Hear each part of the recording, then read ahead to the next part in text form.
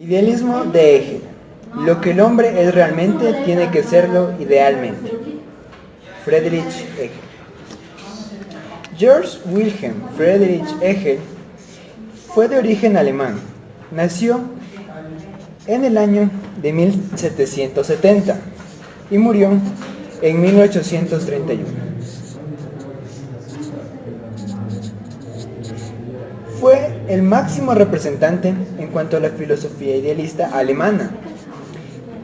Además, representa la culminación del idealismo post-kantiano. El pensador alemán introdujo la historia en la filosofía. Hegel proclamó que cada filosofía era una verdad de su tiempo. Concebía la historia de la filosofía como la historia de la verdad.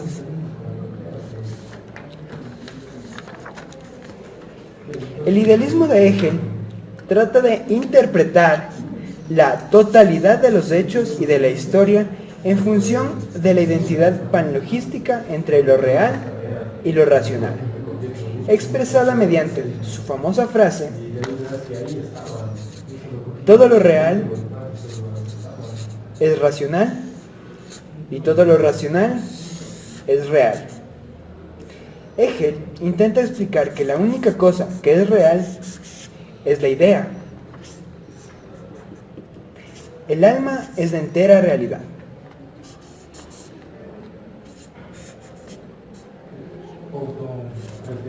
Cada cosa debe ser pensada para existir y debe existir para poder ser pensada.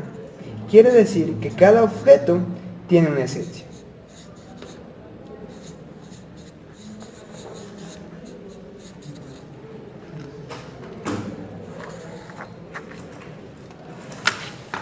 Lo característico de la dialéctica de Hegel es que en ella su protagonista no es el hombre, sino lo que la llama espíritu absoluto o idea.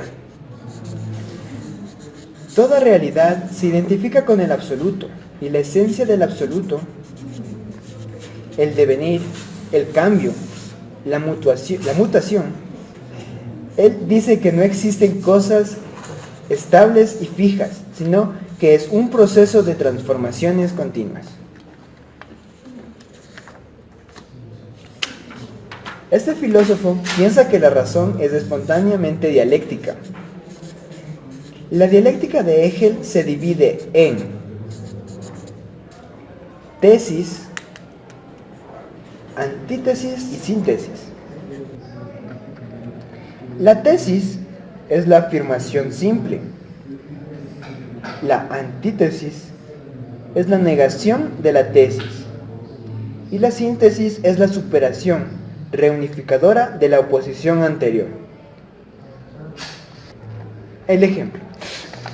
La tesis, en este caso, sería el color blanco. La antítesis, el color negro. La síntesis sería el color gris. Entiende a la realidad como el despliegue dialéctico del absoluto o de la esencia espiritual.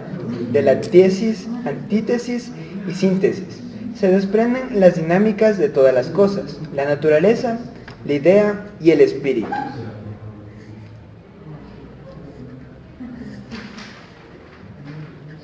Voluntarismo. Don Scott afirma que la voluntad es superior al entendimiento y la enseñanza de la voluntad es la libertad. ¿Qué es el voluntarismo? Es una corriente filosófica y racionalista que antepone la voluntad ante la razón. ¿Cuándo surge el voluntarismo? Surge en Europa a mediados del siglo XIX como expresión de descontento de la burguesía. El máximo representante fue Maximilian Wundt. Fue un fisiólogo, psicólogo y filósofo que desarrolló el primer laboratorio experimental a través del método experimental. Su propósito, estudiar la experiencia inmediata y observable. La psicología se convirtió en ciencia experimental. Se podía utilizar para entender las ciencias inmediatas. No creía en el libre albedrío. Enfatizó la importancia de la atención, el pensamiento y la síntesis creativa. Resaltaba la capacidad de la mente para ajustarse a circunstancias variables. El psicológico se sostiene que la voluntad o el deseo están sobre otras facultades. Estas pueden ser la creatividad, la percepción, la expresión, las emociones y el arte. La ética reconoce el carácter absoluto de la voluntad. La metafísica es la conversión de la voluntad. Una de las características más sobresalientes es que hace énfasis en la voluntad, la elección y el propósito. Fue la primera escuela psicológica existente en el mundo. Es el término opuesto del intelectualismo.